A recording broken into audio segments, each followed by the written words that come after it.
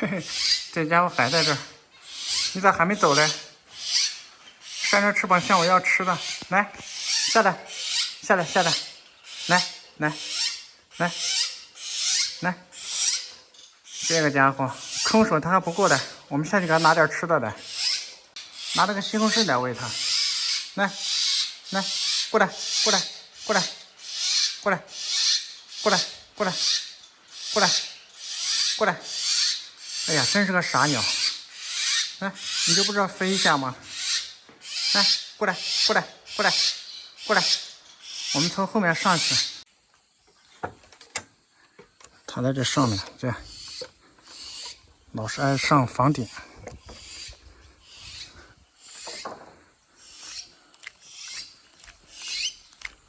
过来，过来，过来，来，过来，过来，出来，出来。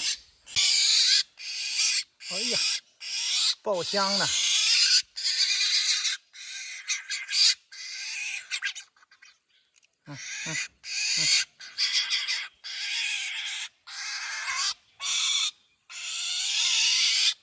我发现这家伙特别喜欢在房顶玩。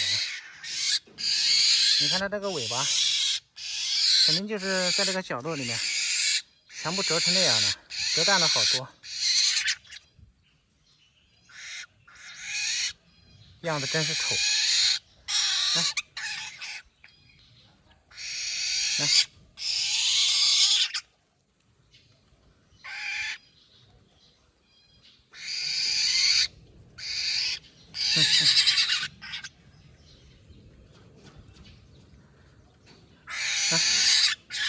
感觉它比这个喜鹊要笨好多，它找地方藏，吃不下了。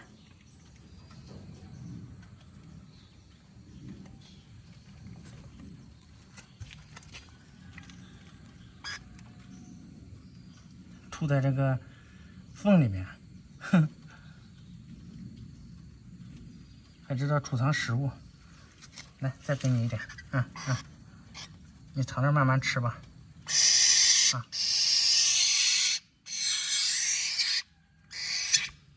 哦，掉了。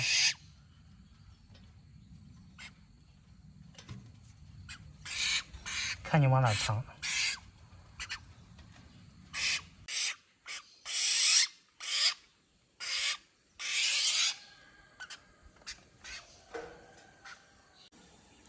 哦，